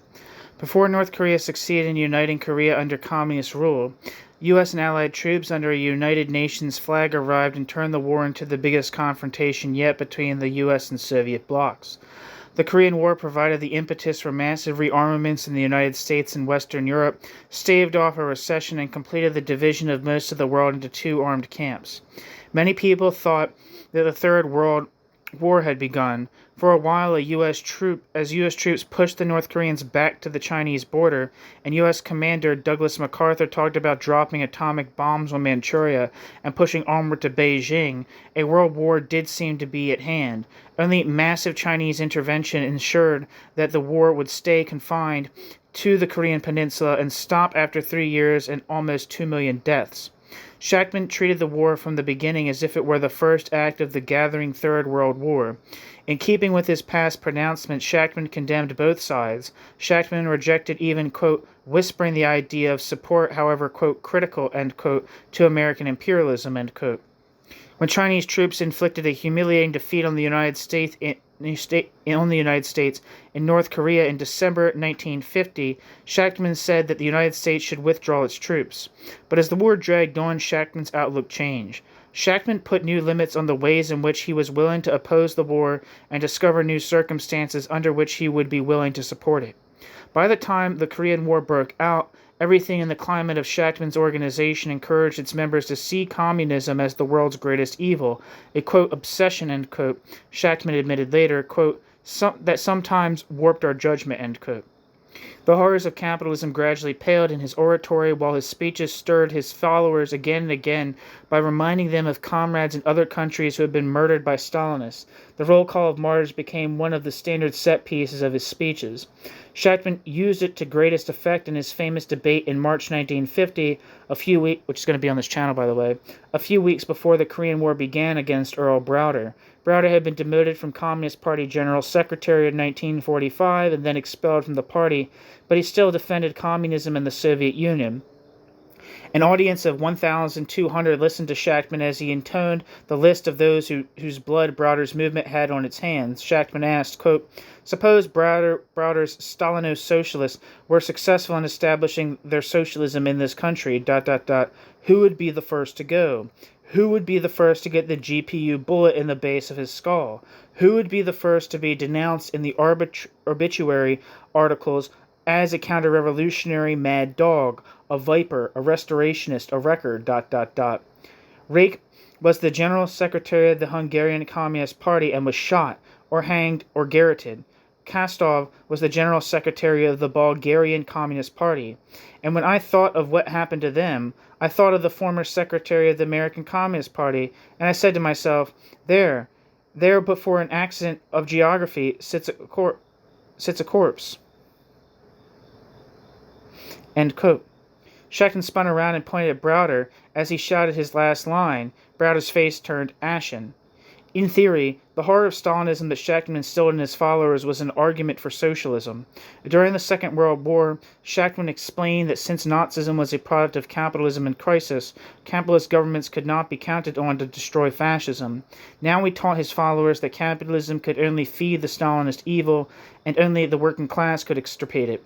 His anti-Stalinism no more implied support for the U.S. war effort in 1950 than his anti-fascism had implied support for the U.S. war effort in 1941. But neither Shachtman nor his followers could help seeing that socialist forces were weak and Stalinism was winning power in country after country. Shachtman began to whisper, then speak aloud a new thought. Although socialists should not support capitalist forces, socialists should not stand out of the way. Socialists should stand out of the way while capitalist democracies held back Stalinism and allowed socialists to gather strength. This thought was foreshadowed in a resolution for the 1951 Independent Socialist Convention. Soon afterward, Shachtman expressed it in the New International so bluntly that his opposition to the war, in theory to the coming Third World War, but also to the war in progress, became conditional and qualified. The U.S. working class, quote, identifies national defense essentially with its own class interests, with the preservation of its organizations, its relatively high standard of living, its hard-won democratic rights, end quote, he said. U.S. victory would probably preserve some degree of democracy and some rights for democratic socialists. Communist victory would not. Quote, all the things that the working class identifies with national defense are actually threatened by Stalinism, end quote, he said. Quote, the only greater disaster that humanity could suffer than the war itself, ... would be the victory of Stalinism as the outcome of the war, end quote. He added, quote, "We socialists are at one with the working class in wishing to resist this threat and overcome it." End quote. Shachtman therefore argued for, quote, "transforming the imperialist war into a democratic war." End quote. He called for breaking off alliances with dictators like South Korea's Syngman Rhee and promised to, quote, "abide rigidly to the democratic principle of the right of self-determination of all nations." End quote. Parenthesis, Shachtman apparently forgot that Woodrow Wilson had made this promise long before to no effect. End parenthesis. Shachtman called for a program of aid to the Third World like the $13 billion package proposed not long before by Walter Reuther. These measures alone would, quote, "virtually overnight alter the attitudes and political conduct of tens of millions," end quote, he said. They would either postpone the outbreak of a Third World War or ensure that the United States and democracy would win it. Given these policy changes, ending support for dictators, giving aid to the Third World, and respecting the right of self-determination, Shachtman was willing to support the war. Shachtman did not expect these policies from, quote, "this or any other capitalist regime," end quote. But Shachtman proposed that independent socialists support in war any labor government that adopted a democratic foreign policy, even if it was not a socialist government. Hal Draper pointed out that the British Labour government also had troops in Korea. The group could hardly oppose the U.S. war in Korea while supporting Britain's. Hal Draper prevailed on other leaders to say that they would support a non-socialist labor government in war only if it followed a, quote, "genuinely democratic course in foreign and domestic policy, which is not in fact subordinated to the interest of capitalism and imperialism," end quote. Shachtman voted against even this qualification. Since Shachtman was isolated among independent socialists in his new position and hardly ventured to defend it, it is difficult to say exactly what Shachtman meant in 1951, but Shachtman probably did want the League to support the British Labour government in Korea in some way. The two factors would have pushed him in this direction. The Korean War was backed by Labour left-wingers to whom he felt close, people who had broken with the Trotskyist-led Socialist Fellowship over Korea. He also saw the Labour government as a force for peace in Korea, particularly since a visit to the United States by British Prime Minister Clement Attlee at the end of the 1950s was widely credited, parenthesis, at least in Britain, end parenthesis, with persuading Truman not to invade China. Shachtman did not know that in May 1951, the Labour government secretly pledged to support the United States in the event of war with China. Shachtman still said that as long as there was no Labour government in the United States, Shachtman refused to give U.S. authorities his, quote, "political confidence to support their policies, to take responsibility," end quote, for the war in Korea. Shachtman said that people who would not fight for democracy under U.S. leadership, knew too well that U.S. victory, especially in Asia, meant dictatorships, poverty, and subservience for their countries. Koreans in particular would never mobilize to support Rhee's regime. In South Korean elections, as in North Korean elections, the government won by having dissidents, quote, "beaten to a pulp, imprisoned, murdered on their own doorsteps, or otherwise discouraged from running," end quote. As a result, the U.S. government had no feasible political strategy against Stalinism. Its purely military policy was futile. North Korea was safe from military destruction as long as Mao's China stood behind it, and no sane person would risk sending U.S. troops into China. The United States was, quote, "caught on the hook of the Korean adventure and does not know how to wiggle off it," end quote. Yet while Shachtman criticized U.S. rulers' policies in Korea, Shachtman began to set limits on the ways he would oppose U.S. wars. Shachtman stopped calling on the United States to get out of Korea. Shachtman rejected any peace with Stalinists that involved acceptance of their conquests. Quote, "labor and socialism cannot," quote, "coexist peacefully," end quote, "with Stalinism in the same world," end quote. Independent socialists said. They condemned any call for peace that accepted Stalinism's survival. Shachtman said in the New International that socialists would not take any action during a U.S. war against Stalinism, even a capitalist war, that would, quote, would clearly, quote, "imperil the military position of the government," end quote, end quote. Shachtman questioned the idea of going on strike in a vital war industry, a reservation he had strongly resisted when Reuther raised it in the United Auto Workers in 1944. Other independent socialist leaders were upset by this passage from Shachtman's article. To some extent, they refused to accept Shachtman's new ideas, as when Draper successfully resisted Shachtman's apparent intention to support British Labour's role in Korea. To some extent, they tried to deny the implications of Shachtman's argument, as when Gordon Haskell wrote a letter to the New International in which he assured its readers that Shachtman was not proposing any degree of support to the U.S. government. Yet to some extent, independent socialists seemed to go along with Shachtman's argument, as when they said officially in 1954 that they would not do anything before or during war with the Soviet Union, quote, in any way or degree to facilitate, bracket, a Soviet, end bracket, victory, end quote.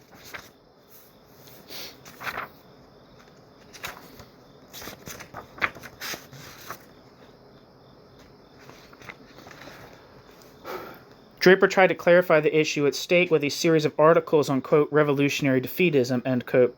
The old principle that communists should fight against war and capitalism, even by means, parenthesis, e.g. strikes in vital industries, end parenthesis, that might risk their own country's defeat. Draper suggested that the idea of, quote, defeatism, end quote, had always been confused and confusing, and that Shachtman was turning its ambiguities upside down in a way that undermined opposition to U.S. wars. The idea was controversial when Lenin first put it forward during the Russo-Japanese War of 1904 to 1905. Trotsky and Luxemburg opposed it during the First World War on the grounds that socialists should prefer the war to end without victory or defeat for any of the capitalist powers. Trotskyists reaffirmed Lenin's, quote, defeatism, end quote, in the 1930s, using it alongside the call for peace and equating it with German communist Karl Liebknecht's slogan, quote, the chief enemy of the people is its own country, end quote. Draper may have intended to clear up the confusion that Shachtman had sown, but Draper did not refute the specific tactical points that Shachtman had made. On the contrary, everything Shachtman said about not helping the other side to victory was, quote, absolutely correct, end quote. Draper said, and, quote, should have held good in 1914, end quote. End quote, should have held good in 1914, end quote.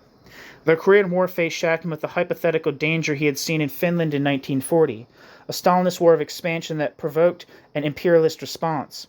He saw that a North Korean conquest of the South in 1950, like a Soviet conquest in Finland in 1940, would have been a setback for socialism, not an advance. Socialist task was to organize working-class resistance to Stalinist rule, not to aid Stalinist victory. But when the United States responded to North Korea with military force, it threatened not only communist expansion in Korea, but the newly victorious Chinese Revolution, just as British and French intervention on Finland's side in 1940 could have threatened the Soviet Union.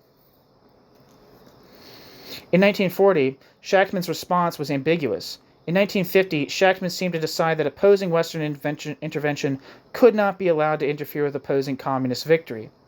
With his 1951 articles in the New International, Shachtman qualified his responsibility to resist U.S. power in Asia by conjuring up an even greater danger, not just a Stalinist victory in Korea, but Stalinist victory in the United States and the consequent destruction of working-class organizations, freedoms, and living standards. But Shachtman never explained concretely how Stalinism could win power in the United States. Shachtman had dismissed the danger of Stalinists coming to power in France in 1946 and 1947. Shachtman could have dismissed, parenthesis, with as much justification, end parenthesis, the danger of Stalinism in the United States, whether through Soviet occupation of North America or any other means. To speculate about such, quote, victories, end quote, in the age of nuclear weapons would have been mind-boggling. The New International looked back on the Korean War in 1954 and said that it had been not only, quote, barbaric, but, quote, futile, end quote. Quote, the war was fought, the land desolated, the economy destroyed, the mass graves and the unknown graves filled, the blood of the maimed and wounded drained for nothing, end quote. Yet Shachtman had begun to say in veiled language that preventing communist victory did accomplish something. Although he did not trust the U.S. government to promote democracy in the Third World, Shachtman had begun to rely on U.S. power as a shield behind which democracy, capitalist democracy, since Shachtman no longer saw socialism as a realistic goal for the Third World, could be fought for. Nothing that Shachtman said during the Korean War amounted to open reliance on U.S. power. Past radical impulses still held him and his movement back, but the same issue was bound to face them again. The victory of the Chinese Revolution in 1949 gave new strength to the Vietnamese Revolution, enabling the Viet Minh to occupy the mountainous northern region near the Chinese border. The Soviet Union finally recognized Ho Chi Minh's government. These stronger ties to China and the USSR helped convince independent socialists to give up their early support for the Viet Minh. In 1954, the independent socialists resolved to oppose the Viet Minh as a, quote, power instrument of Stalinist imperialism, end quote. A decade later in Vietnam, Shachtman would have to face another U.S. intervention against another potential communist victory and make a clearer choice. Stalin's death, the end of the Korean War, and the East German workers' rising in 1953, quote, pierced the gloom, end quote, of the Cold War. Shachtman greeted the East German Rising as the broadest movement ever against communism, capital C. Shachtman pointed out that workers' one demand on their rulers was, quote, disappear, end quote. Shachtman speculated, in an exercise of optimism, that the revolt was led by a powerful underground revolutionary organization. World war was less likely in the mid-1950s, Shachtman said, because both the United States and the USSR were weaker. The drama of revolt and repression in East Germany, which confirmed that Soviet expansion in Europe had come to a halt, supported his hypothesis. So did the refusal of ex-colonial countries such as India and Indonesia to line up with either superpower. Prospects for building a left-wing, democratic socialist movement began to look brighter. A new generation of young radicals began gathering around the independent socialists. Julius Jacobson had left his job as a machinist at General Electric in the late 1940s to take charge of organizing a new youth group to replace the group that had dissolved in 1941 when the Workers' Party sent everybody it could into factories. Over Shachtman's objections, Jacobson decided to look to the campuses to find a new generation of young radicals. Though radical students were hard to find at first in the depths of McCarthyism, by the early 1950s, his Socialist Youth League had members in about a dozen cities and universities. He inspired such groups as the New York Student Federation Against War and the Politics Club at the University of Chicago. At the height of the Korean War, it organized campus demonstrations against U.S. support. It organized campus demonstrations against U.S. support for Spanish dictator Francisco Franco. The youthful radicalism of Jacobson's recruits helped make Shachtman's movement an inhospitable place for members like Ernest McKinney and Irving Howe, who welcomed Shachtman's reservations about opposing the Korean War and wanted to take them further. McKinney left the group in 1950.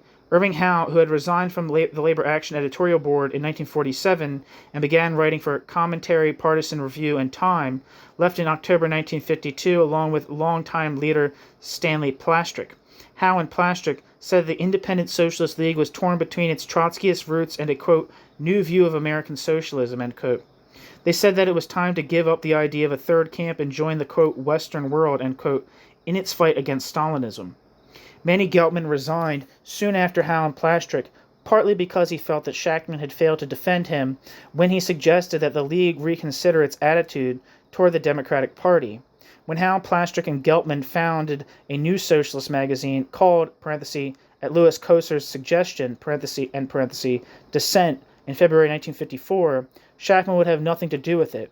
For people who had, quote, deserted the movement and its ideas, end quote, Shachtman said, quote, I feel only contempt, end quote. His movement remained a pole of attraction for people who hated and opposed the Cold War, such as several dozen young people who broke with the Socialist Party in 1952 over its support for the Korean War. Mike Harrington was the outstanding member of this new generation of Shachtman disciples. Like many of his young cohorts, Harrington came from a background that was different from that of most of Shachtman's older followers. The son of middle-class Irish parents, Harrington had come to radicalism by way of Bohemia, parenthesis, Harrington left his native St. Louis to be a poet in Greenwich Village, end parenthesis, and the Catholic Church, which even after he broke with it contributed a deeply felt pacifism and a certain spiritual anguish to his politics. But these differences in background did not stop Harrington from drawing steadily closer to Shachtman, whose oratory and socialist erudition captivated him. In 1954, Harrington's followers came together with the young people Jacobson had recruited to form the Young Socialist League. The young socialist activism and lively discussion leavened the atmosphere of retreat and discouragement that had taken hold of Shachtman's followers. Young socialists had the freedom and the spirit to challenge ideas that had become shibboleths among adult independent socialists. Two young socialists even argued in 1954 that democratic socialists should support the victory of the communist-led Viet Minh in Vietnam. Young socialist culture also contrasted strikingly with that of Shachtman's older followers. One student recruited at Antioch College recalled that young socialists wore, quote, jeans, long hair, sandals, berets. We believed in sex. We knew the beat poets. We were interested in some other way of life, some other values, some other symbols besides those we had grown up with, end quote. The young socialist growth and energy raised hopes that the left-wing socialist current that came together around Shachtman's new worldview in the early 1950s could survive and grow, but several factors combined to undermine these hopes. The group was struggling against a still powerful McCarthyism, which continued to isolate them. Shachtman and many of his older followers were suffering from the destruction of their old working-class communities and their old working-class left. Their level of energy and commitment was often low. His own closet personal connection to the old world of the immigrant working class snapped when his father died of cancer in December 1948. His strategy, which now emphasized holding on in the unions and working patiently for a labor party, did not necessarily make his older followers feel the compelling importance of building a marginal socialist group. The Independent Socialist League was under siege in the 1950s by a hostile outside world. It spent the whole decade of its existence fighting inclusion on the Attorney General's list of subversive organizations. The State Department refused to give Shachtman a passport until the Justice Department had taken his organization off the list. In a Kafkaesque twist, the Justice Department refused even to say when it would hold a hearing. As members of an organization on the list, independent socialists were liable to dishonorable discharges from the armed forces. The FBI went through the League's wastebaskets at night. Shachtman drifted toward a less active role in the embattled independent socialist leadership, particularly after the heart attack he had in 1951. Shachtman's relationship with Edith Harvey, who had been his companion through many of his years as a Trotskyist, came apart. She parted from him in a spirit of bitterness, taking their 12-year-old son Michael with her to California. Shachtman saw his son only once after the separation, when Michael came to hear his father speak in California a few years later. Although the two had a warm reunion in Shachtman's hotel room and planned another get-together, Michael never saw his father again. Shachtman's letters and gifts were sent back unopened. Several years later, Glotzer, having heard that Michael had married and had children, greeted Shachtman, quote, "Hello, Grandpa," end quote.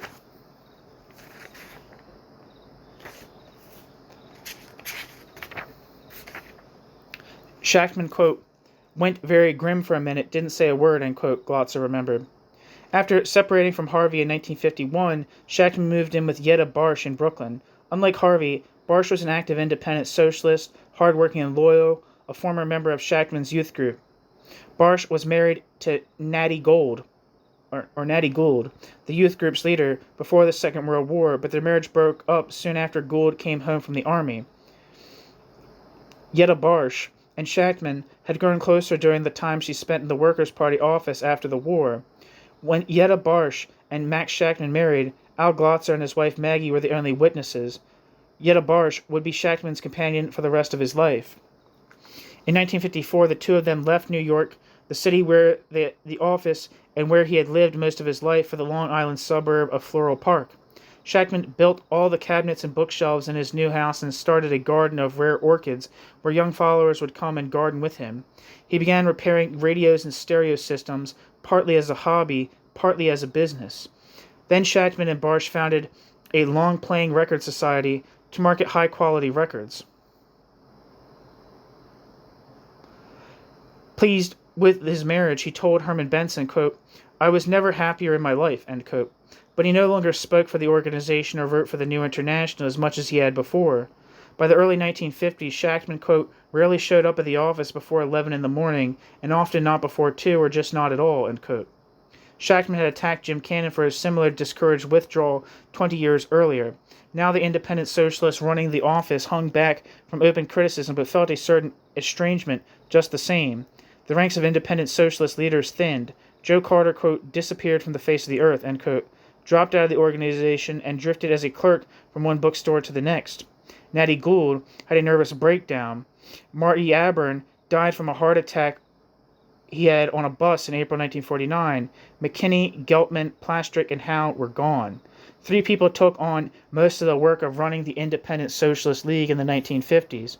Draper, who took over labor action in 1949, Gordon Haskell, who moved from San Francisco to New York to run the office that same year, and Julius Jacobson, who took over the New International in 1952. When labor action was mailed out each week, There were often only half a dozen people sitting around the table stuffing the envelopes. All three people putting in the longest hours for the group felt a certain distance from Shachtman in the early 1950s. Draper resisted Shachtman's slide toward the Democratic Party. Haskell resisted Shachtman's support for anti-communism and the unions. There were also personal tensions. Draper and Haskell were hard-working, dedicated people, constantly behind in their wages, but neither was comfortable with Shachtman's teasing and roughhousing. Haskell was, quote, too prickly, end quote, and bridled at Shachtman's profanity. The one time Shachtman tried to pinch Haskell's cheeks in his usual rough gesture of affection, Haskell told him to, quote, knock it off, end quote. Quote, the old women in Bulgaria used to do that to me when I was a kid, end quote. Haskell said, quote, I didn't like it then and I certainly won't stand for it now, end quote. Al Glotzer and Herman Benson moved back to New York from Los Angeles and Detroit in 1949 to help hold the group together. Benson, the group's New York organizer, supported himself by operating a machine shop along with Jacobson. Glotzer, the only survivor besides Shachtman of the old Communist Party and Communist League days, was finding more work as a court reporter. Though some independent socialists saw Glotzer as Shachtman's alter ego, the two men's friendship had soured again in the late 1940s. Even though the breach had healed once more after Glotzer came back to New York, he remembered that his relations with Shachtman were, quote, not quite like they were in the early years of my growing up, end quote. Independent socialist leaders' difficulties in the early 1950s reflected certain contradictions between Shachtman's new non-revolutionary perspective and their lingering Leninist self-conception. Lenin once said, quote, anybody who accepts or rejects the Bolshevik Party organization, independently of whether or not we live at a time of proletarian revolution, has completely misunderstood it, end quote. Shachtman, too, had always derived the kind of organization he wanted from what he wanted it for. Once he turned away from the idea of revolution in the United States, Shachtman stopped trying to create a, quote, all-inclusive revolutionary party, end quote. The Workers' Party could never have become a real party, Shachtman and Draper said in 1949. The organization that independent socialists needed in this isolating time, Shachtman said, was not a, quote, all-inclusive, end quote, group, but a tight supportive one. The socialists who understood that their place was in the democratic labor movement and appreciated the dangers of Stalinism needed to stick together. Just as Bolsheviks until 1912 saw themselves as a faction in the larger social democratic movement, and Trotskyists until 1933 saw themselves as a faction in the larger communist movement, Shachtman's followers now had to see themselves as a faction in a larger labor movement, he said. Independent socialists would hold together through firmer adherence to, quote, our ideas, our conceptions, our program, end quote. But Shachtman no longer tried to hold independent socialists to a Bolshevik standard of activism. Shachtman limited himself to the wistful hope that, quote, the best members, end quote, would, quote, set the pace, end quote, for the rest. In fact, the independent socialists who tried to set the pace for the rest in keeping a left-wing socialist group going would soon find that Shachtman no longer supported their efforts. And that's the end of Chapter 7 of Peter Drucker's Max Shachtman and His Left. This chapter was titled Beyond Lenin and Trotsky. Thank you for listening.